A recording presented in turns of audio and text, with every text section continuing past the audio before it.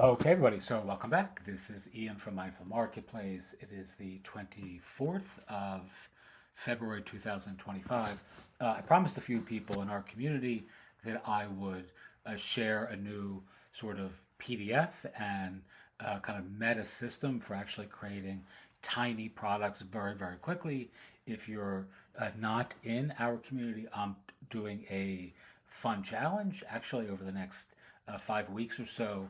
We're going to be publishing a ton of tiny books on Amazon. I don't even want to share the number because it's going to sound outrageous, but I'm writing all these using a facsimile of this particular system, and I figured I would share this as well on YouTube. So if you're watching this and you're interested in creating lots of tiny products that make a huge difference in your brand, your business, and hopefully in your bank account in 2025. I hope you find this helpful. And you can actually download the PDF as well, this worksheet in the community link, which I'll share below as well. All right, so number one, Mad Lib exercises.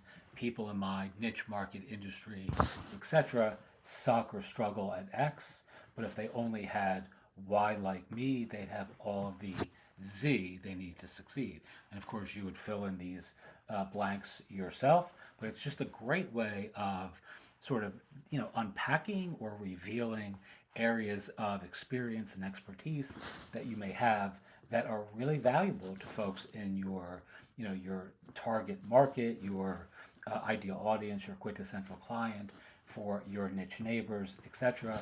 It's really just a great way of revealing something that you can offer your audience that has empirical value. All right, the four T's: title, type, target, and transformation. This is just another quick shorthand for creating tiny products and getting like a head start on what you're going to call it, who it's for, the kind of product it is. Is it an audiobook? Is it a private podcast, a video series, a book, etc., etc. Target market, who is it for? And it's just a great way of, let's say, a tiny book about mindfulness for moms, right? So this is the target, is the noun that would follow the target, right? And then the transformation is what it is that actually changes in the lives of your ideal audience or quintessential client or your reader if you're writing a book, how their lives change by dint of being introduced to your words and or your work. All right, the differentiation declaration is a really nice thing to add on top of this. And then you simply say, unlike other, books, products, courses, etc., in this niche market industry, etc., how you're different, right? So you are going to state clearly how your product or service or book or course, etc., is different or stands in contrast to other similar offers that are available in the industry. This also, by the way, works fantastically well for those of you who are interested in building agencies, selling services, whether it's built on card or framer, or you're selling web design, copywriting, whatever.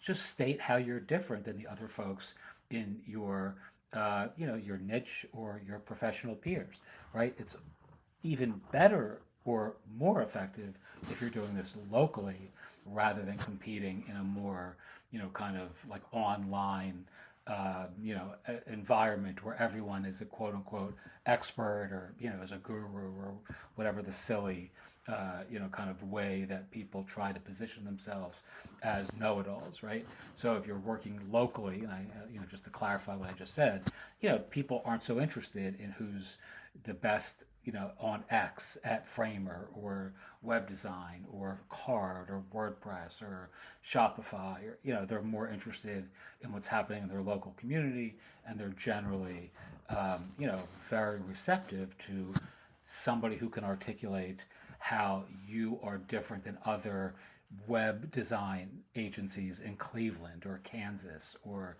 Kentucky or New Jersey or whatever it is that you're competing. All right, tiny launch list.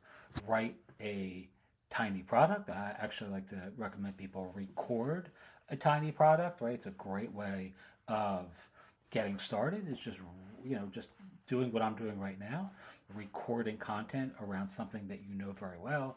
And then number two, pick an e-commerce platform. Number three, choose affiliates and partners. If you can find them, right? It's very easy to go out and find, let's say on Gumroad or Lemon Squeezy or, any of these popular products, even on social media, people who are in your niche, vertical, industry, area of expertise, etc., your professional peers, and simply reach out to them and recruit affiliates and partners to help you promote your products, right? Very, very simple. The transformation turnstile piece of this, which is kind of the like how people walk out differently after they've taken your course or read your book or immersed themselves in your expertise, right?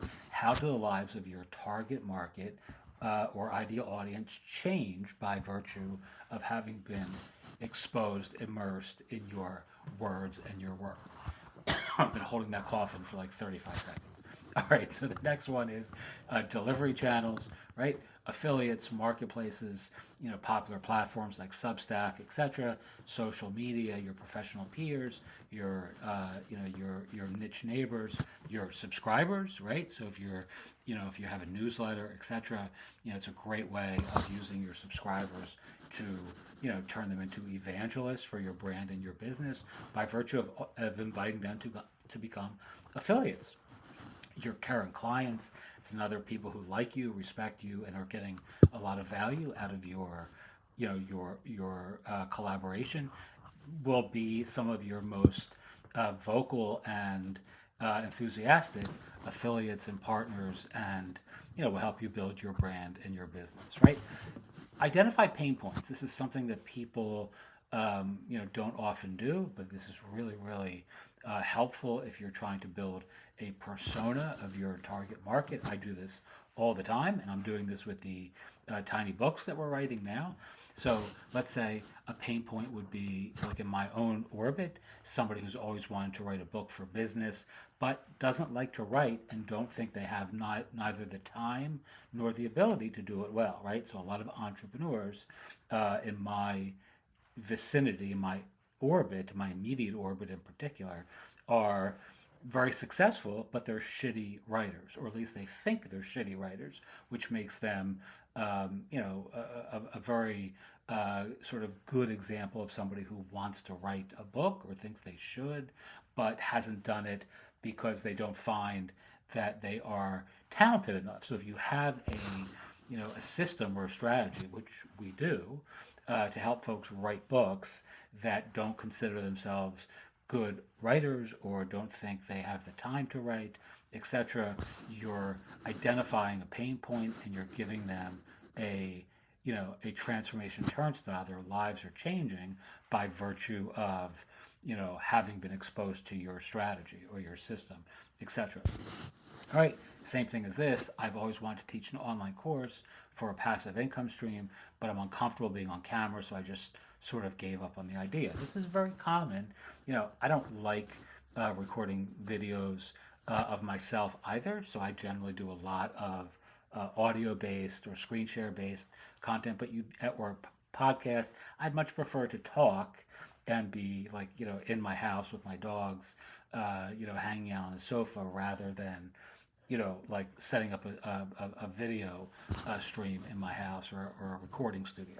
So there are lots of people who feel very strongly, even, more strongly than this, about not doing courses or not teaching courses because they think they need some professional sort of setup or studio, or they need a haircut, or they need nice clothes or whatever. You can really easily disabuse someone of this idea by dint of having a teaching strategy just like this. I mean, I've generated tons and tons and tons of affiliate sales and clicks to various websites and good SEO rankings and all that stuff using YouTube videos that largely 90% of them, 85-90%, are not me talking on camera, right? Very rarely do I do that. All right, so here is the last couple pieces. Calculate your launch costs, right? for those of you starting on a bootstrap budget, use something like Gumroad, or Buy Me a Coffee, or Substack, or PayHip. These are all free, and they only charge they only make money when you make sales, right? So you can launch your entire marketplace, your business, your brand, etc., for absolutely no money, and you're going to pay them a fee every time you make a sale. So if you sell $100 of product A on Gumroad, you're going to pay Gumroad, $10, roughly 10%. If you do the same thing on Substack, it's also 10%. PayHip is 5%. Buy Me a Coffee is 5%, I believe, etc., etc. Right? If you sell on something like Podia, which we did for years, on our Mindful Marketplace community, we don't use Podia anymore, but that's free, or they charge there's no transaction fee, but they charge a fee, which in my case was $89 a month to use their software. All right, Pathright. Again, if you go to tiny.pathright.com, we have a shit ton of courses there. They charge a fee.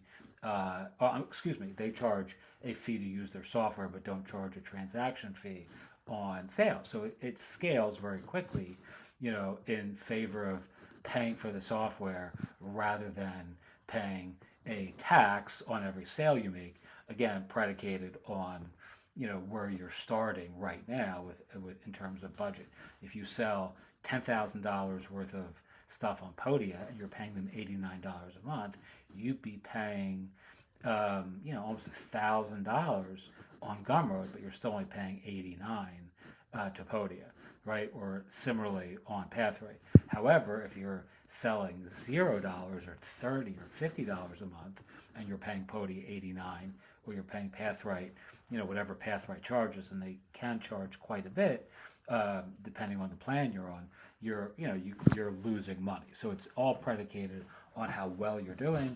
The better you are selling, the more kind of sense it makes to use a service that doesn't take a fee like these do of your sales. All right.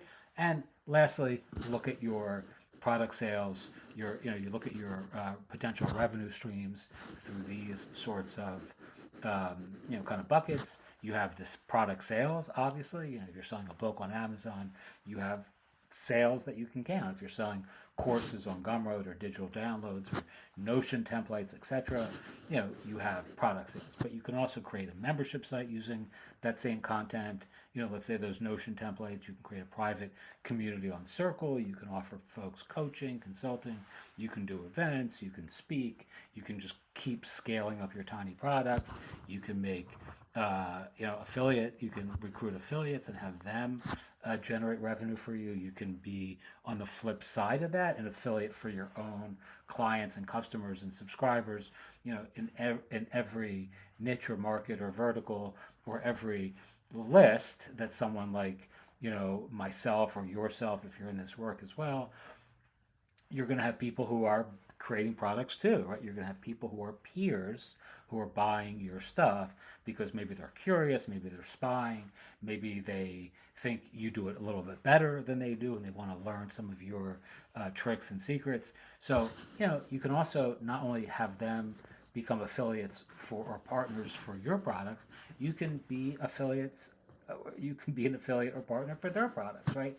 Makes total sense. I've done a lot of writing on affiliate marketing in particular. There's a lot of things on our YouTube channel that cover that. There's tons of unique and interesting and ethical ways that you can be an affiliate, that you can actually use affiliate marketing to like completely transform your relationships with your peers, with your your own list, your subscribers, etc., as well as just kind of like building a lot of rapport with people that you want to work with or you think are interesting, etc.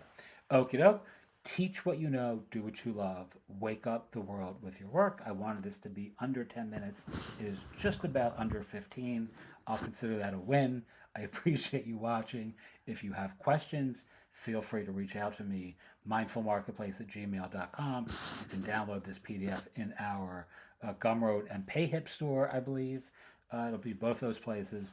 And if I can help, feel free to reach out and ask. Thanks so much. Have a wonderful day. And I appreciate you listening. Thanks.